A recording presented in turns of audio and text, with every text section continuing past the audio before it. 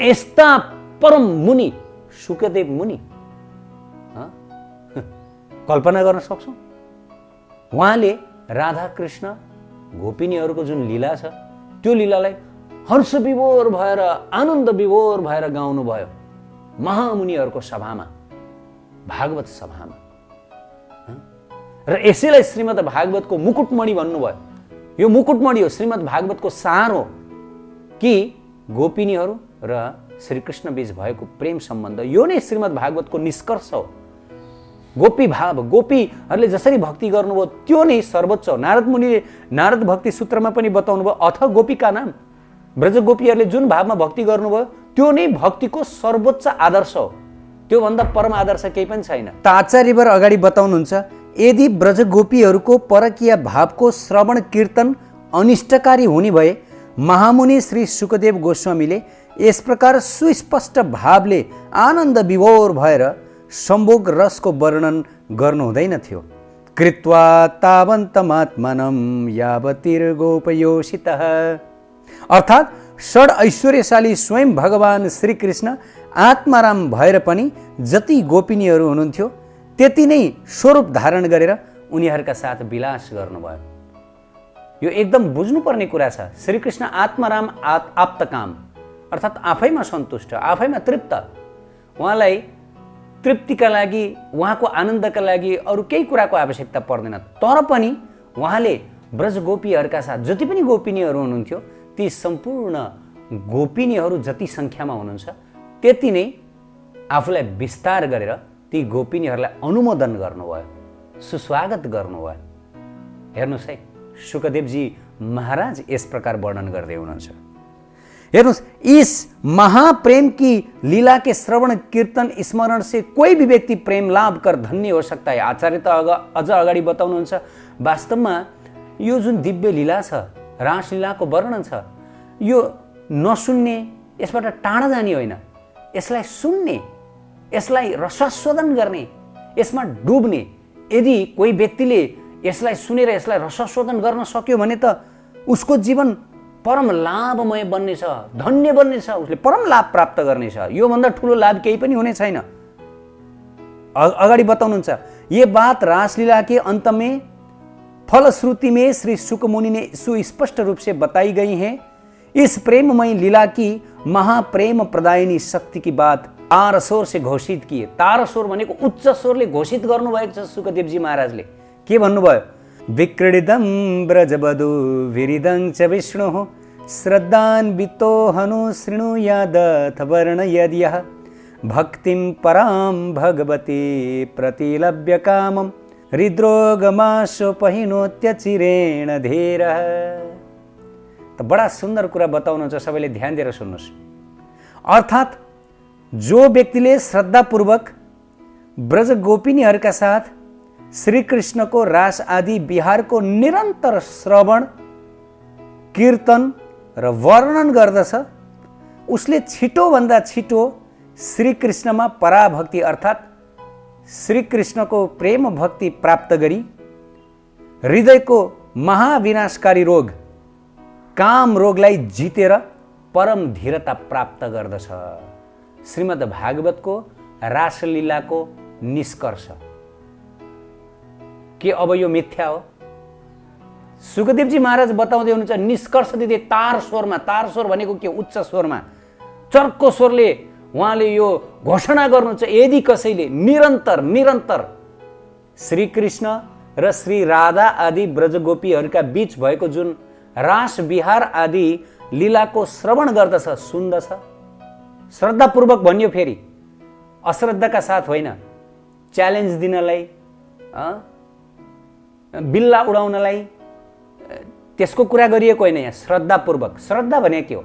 श्रद्धा भनेको भगवानमा विश्वास, श्रीकृष्णमा विश्वास। उहाँले जे गर्नुहुन्छ राम्रो गर्नुहुन्छ, उहाँको हर लीला पवित्र छन् भने यो रासलीला पनि पवित्र हुनुपर्छ। कुनै महान उद्देश्यले नै यो लीला गर्नुभएको होला। हो, मैले बुझ्न सक्दिनँ, मेरो लौकिक बुद्धिले मैले बुझ्न सकेको छैन, तर पनि भगवान म जस्तो लौकिक हुनुहुन्न, परम दिव्य हुनुहुन्छ। निश्चित रूपले उहाँको यो लीलाको पछाडि कुनै रहस्य छ। त यसलाई श्रद्धा भनिन्छ। श्रद्धा भनेको मनमा पोजिटिभनेस, नेगेटिभनेस राखेर यदि कृष्णलाई औल्याउँछु, कृष्णलाई यो राधा कृष्णको लीलालाई यस्तो गर्छु उस्तो गर्छु भनेर चाहिँ यदि सुन्यो भनेदेखि निश्चित रूपले उसमा विष बढ्न सक्छ। त्यो अश्रद्धाले सुनिएको। तर जब श्रद्धाले व्यक्तिले सुन्दछ त्यसपछि के भन्यो हेर्नुहोस्, श्रद्धाले यदि कोही व्यक्तिले रासलीला कथालाई सुन्दछ भनेदेखि त्यो व्यक्तिको हृदयमा रहेको जुन हृदय रोग भने के हो? संसारको योभन्दा ठुलो रोग केही पनि छैन, त्यो काम रोग। गीतामा बार भगवानले बताउनु भयो, काम र क्रोध भन्दा महाविनाशकारी शत्रु जीवात्माको केही पनि छैन। यो 84 को चक्करमा डुबाइदिने नै यो काम वासना हो, अरू केही होइन। संसारको काम, लस्ट, यो कदापि यो नहार्ने शत्रु हो। महाबलशाली राक्षस दैत्यहरू हिरण्यकशिप, रावण, उनीहरू त हारे, तर यो कामले कहिले हार्दैन। यसले हामीलाई नष्ट गराएरै छाड्छ। नष्ट गरायो, कतिलाई गराउँछ। त यो कामरूपी महाबलशाली महादैत्य छ हाम्रो हृदयभित्र बसेको, र यसलाई रोग भन्यो, हृदरोग। भागवतमा एउटा रोग हो। हामी सबै रोगले पीडित छौँ यति बेला, काम रोगले। हेर्नु त हामीलाई शान्ति छैन, सुख छैन।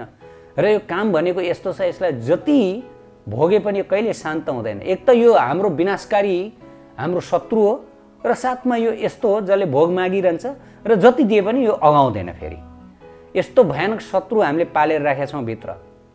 तर जसले राधा कृष्णको यो दिव्य प्रेम लीलालाई श्रवण गर्दछ श्रद्धापूर्वक भनेदेखि, र अरूलाई पनि भन्दछ, यो होइन कि आफूले मात्र सुन्ने, अरूलाई पनि भन्दछ, अब के हुन्छ अरे यो भित्रको काम रोग छ, यो नष्ट हुन्छ, यो मर्छ। अब कामले सताउँदैन, धीरता प्राप्त गर्दछ। अब व्यक्ति धीर बन्दछ, अब कामले सताउँदैन। अब काम वासनाले सताउँदैन। सोच्नुहोस्, तपाईँले अब यो काम वासनामा चाहिँ विजय प्राप्त गर्नुभयो, काम वासना मर्यो। अब यो होइन कि फेरि अब व्यक्तिको अब ऊ नपुंसक बन्यो, यो पनि होइन। कसैले भन्न सक्दैन त्यसो ऊ नपुंसक बन्यो त होइन। उसलाई आवश्यक पर्यो भनेदेखि उसले कामको प्रयोग गर्न सक्छ सन्तानोत्पत्तिका लागि।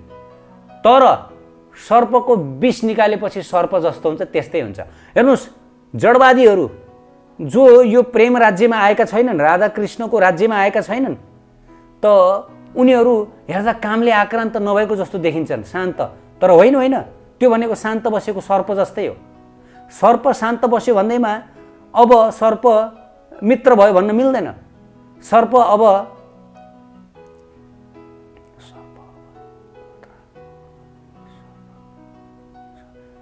सर्पले अब हानि गर्दैन भन्न मिल्दैन। अहिले शान्तपूर्वक बसिरहेको छ, त जब बाहिर सलबलाउन थाल्छ त उसले हानि निम्त्याउन सक्छ। हो, जो व्यक्ति राधा कृष्णको यो प्रेम लीलाको राज्यमा आएका छैनन् ती व्यक्तिको स्थिति भनेको त्यो शान्त बसेको विषालु सर्प जस्तै हो। कुनै पनि बेला कामले उनीहरूलाई डस्न सक्छ, कुनै पनि बेला उनीहरू शिकार बन्न सक्छन्। भले जतिसुकै योग, जतिसुकै ध्यान, जतिसुकै तपस्या, जतिसुकै त्याग गरून्, तर कामले कसैलाई पनि छोड्दैन। महान त्यागी व्यक्तिहरूलाई पनि कामले छोडेको छैन।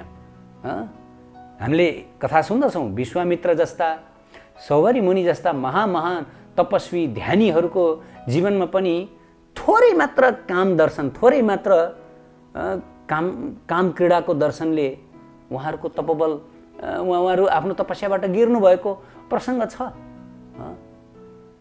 यो संसारमा जतिसुकै भीषण तपस्या गरे पनि पछार्न नसकिने महाबली राक्षस भनेको काम हो। कसैको पनि ताकत छैन। तर भागवतमा सुखदेवजी महाराजले भन्नुभयो, जसले रासलीला सुन्छ, जसले राधा कृष्णको जुन निवृत्त निकुञ्जको लीला सुन्दछ, जहाँ राधा कृष्णले एकअर्कालाई आलिङ्गन गर्नुभएको, चुम्बन गर्नुभएको, र त्यो निवृत्त निकुञ्जभित्र मञ्जरीहरूले, किङ्करीहरूले त्यो राधा कृष्णको दिव्य लीलामा साथ दिनुभएको, जब यो वर्णन सुन्दछ, अब उसको काम रूपी यो भयानक राक्षस मर्यो, विष झिकेको सर्प जस्तो, केही पनि नगर्ने। अब डर छैन। त्यसैले राधा कृष्णको यो प्रेमको रहस्यलाई जसले बुझ्यो, अब उसलाई संसारमा डराउनु पर्दैन। कामले केही पनि गर्दैन, भाग्यो काम। अब काम भाग्यो। अब काम वासनाले केही पनि। वृन्दावनमा हामी वृन्दावनका भजनशील सन्तहरूबाट यो बुझ्न सक्दछौँ। उहाँहरू केवल राधा कृष्णको यो दिव्य प्रेम लीलाकै वातावरणमा हुनुहुन्छ। उहाँहरू अन्य लीलाको चर्चा गर्नुहुन्न। केवल निवृत्त निकुञ्जमा कुञ्ज निकुञ्ज जुन विहार आदि लीला छ त्यसमै रमेर बस्नुहुन्छ। उहाँहरूमा लेस मात्र पनि कामको आभास छैन, लेस मात्र पनि। अरे यो लीलाको रहस्य जसले बुझ्यो, यो लीलाको जसले राधा कृष्णको काम क्रीडाको लीलाको रहस्यलाई अलिकति मात्र पनि श्रद्धापूर्वक सुनेर बुझ्यो भनेदेखि अरे ऊ विरक्त बन्दछ। अरे उसको हृदयबाट काम वासना नष्ट हुने मात्र होइन, उसको पत्नीसँगको सम्बन्ध पनि छुट्न सक्छ। धेरैको छुटेको छ। रघुनाथ दास गोस्वामीको पत्नीसँगको सम्बन्ध छुट्यो। ल कस्तो उल्टो, संसारमा यदि कसैले स्त्री पुरुष बीचको काम वासनाको लीला सुन्ने, काम लीला सुन्ने हो भने, जस्तै पोर्न हेर्ने व्यक्तिहरू अनि यस्तै जुन संसारी भोग लीलाहरू होइन, यस्तै यस्तै अश्लील चर्चाहरू सुन्यो भने त झन् हाम्रो हृदयमा काम वासना जाग्नुपर्ने होइन, झन् झन् हाम्रो हृदयमा काम वासना आउनु, झन् झन् त्यस्तै गर्न मन लाग्ने, झन् झन् अग्नि बढेर आउने होइन, त्यस्तो हुनुपर्ने हो नि। तर किन राधा कृष्णको लीलामा ठ्याक्कै उल्टो? जति जति राधा कृष्णको यो काम लीलाको रहस्य बुझ्यो त्यति त्यति हाम्रो भित्रको काम वासना मर्दै जाने। बडा अचम्म होइन त? त रूप गोस्वामी जो महान आचार्य हुनुहुन्छ उहाँले ती व्यक्तिहरूको मुखमा बुझो लगाइदिनु भयो जसले भन्छन् होइन होइन, राधा कृष्णको यो जुन काम लीला छ यो लीला सुन्नुहुन्न, यो सुन्यो भने त हाम्रो हृदयमा काम वासना बढ्छ, हामीलाई पनि त्यस्तै गर्न मन लाग्छ अनि हामी नरकगामी बन्दछौँ। राम राम राम राम राम राम राम हुँदैन हुँदैन हुँदैन हुँदैन। ज्ञानको चर्चा गर्नुपर्छ, योग गर्नुपर्छ, ध्यान गर्नुपर्छ। यस्तो यो छाडा लीला सुन्नुहुन्न भनेर यदि यस्तो किसिमको विचार राख्दैछन् ती व्यक्तिको मुखमा बुझो, चुप लागेर बस्नुहोस्। तपाईँहरू कदापि आफ्नो महादैत्य कामबाट मुक्त हुन सक्नुहुन्न, कदापि। जबसम्म राधा कृष्णको यो निवृत्त निकुञ्जको विहार लीला यो जबसम्म व्यक्तिले बुझ्दैन तबसम्म करोड जन्ममा पनि उसको हृदयबाट यो कामरूपी महादैत्यको विनाश हुँदैन, करोड जन्ममा पनि। अब कसरी लौकिक भयो, कसरी भौतिक भयो? भौतिक काम क्रीडाको लीला सुन्यो भने त हामीलाई पनि त्यस्तै गर्न मन लाग्छ। तर राधा कृष्णको काम क्रीडा लीला सुन्यो भने त झन् संसारबाट विरक्ति। सुन्दरी सुन्दरी आफ्नी पत्नीहरूलाई त्याग्ने महापुरुषहरू हुनुहुन्छ यही लीला सुनेर। यमुनाचार्यले त्याग्नुभयो, बिल्वमङ्गलले त्याग्नुभयो, अनि त्यसै गरी आएर रामचन्द्र कविराजले त्याग्नुभयो। विश्व सुन्दरी पत्नी हुनुहुन्थ्यो उहाँको। विवाह गरेकै दिन उहाँले पत्नीलाई छोडेर वृन्दावन धामको आश्रय लिनुभयो, यही लीलाको आश्रय लिनुभयो। रघुनाथ दास गोस्वामीले यही लीलाको आश्रय लिनुभयो। कहाँबाट शक्ति आयो? यसमा मतलब भित्र काम जब मर्छ, यो त पहिलाको मात्र घटना होला भनेर नसोचौँ। अहिले पनि यस्ता भइरहेछन्। जसले राधा कृष्णको यो परम प्रेम लीलालाई बुझ्दछ, थोरै मात्र बुझ्दछ, धेरै बुझ्न त क्षमता हुँदैन। किन भन्दा यो त अचिन्त्य लीला हो, अनिर्वचनीय लीला हो। यसलाई शब्दमा व्यक्त गर्न सकिँदैन। आचार्यहरूलाई शब्दातीत भावातीत भन्नुभएको छ यो। तर यसमा केवल दिग्दर्शन मात्रै। जस्तै यदि कसैलाई पहाडको बारेमा बुझाउनु पर्यो जसले हिमालयलाई देखेकै छैन, पहाडलाई देखेकै छैन भने उसलाई यतिसम्म भनिन्छ कि यस्तो चुच्चो हुन्छ अनि त्यो यस्तो परेको हुन्छ अनि त्यहाँ यसो हिउँहरू हुन्छन् भनेर बुझाइन्छ, त्यति हो। तर यतिले पनि पुग्दैन, त्यो वर्णन गरेर त्यो सकिँदैन कहिले पनि नदेखेकोलाई। उसले खुद देख्नु पर्दछ त्यसको यथार्थता बुझ्नलाई। अनि तपाईँ उत्तर जानुहोस् सिधा, अनि जाँदै गर्दा तपाईँ यहाँ पुग्नुहुन्छ अनि त्यहाँ तपाईँले पहाड देख्नुहुन्छ अनि आफै तपाईँले अनुभव गर्नुहुन्छ भनिन्छ। त्यसै गरी यो जुन दिव्य लीला छ यो शब्दमा व्यक्त गर्न सकिन्न। यसलाई जब साधक भक्तले आफ्नो भक्ति प्रेमद्वारा खुद साक्षात्कार गर्दछ त्यसपछि उसले मात्र बुझ्न सक्दछ, अरू कसैले बुझ्न सक्दैन। अरूको लागि त यो काम नै हुन्छ। राधा कृष्णको काम लीला यो चाहिँ राधा कृष्णको चाहिँ यस्तो लीला उस्तो लीला, केवल अनर्गल चर्चा परिचर्चा अनावश्यक, यसमै उनीहरू रुमुलिएर बस्दछन्। केही पनि प्रकाश मिल्दैन। त श्रद्धापूर्वक यो लीला श्रवण गर्नेको हृदयबाट महाभयानक राक्षस काम वासना नष्ट भएर जान्छ। अब उसलाई कामले सताउँदैन र संसारबाट काम वासना नष्ट गर्ने अरू कुनै उपाय छैन। यही मात्र छ कि राधा कृष्णको यो दिव्य निवृत्त निकुञ्जको प्रेम लीला, गोपिनीहरूका साथ भएको लीला यही नै सुन्नु। निरन्तर भनियो, फेरि सुखदेवजी महाराजले भन्नु, निरन्तर अटुट रूपमा यही लीलाको आश्रय लिनुपर्छ। बुझ्न सकिँदैन तर पनि यो सत्य हो, यो परम सत्य हो भनेर यसमा श्रद्धा राखेर आचार्यको कृपा प्राप्त गर्नको लागि प्रार्थना गर्नुपर्छ। राधारानीसँग प्रार्थना गर्नुपर्छ, हे राधारानी मलाई हजुरको यो लीला बुझाइदिई बक्स्योस् र मेरो पनि यो भयानक शत्रु काम नष्ट भएर जाओस्।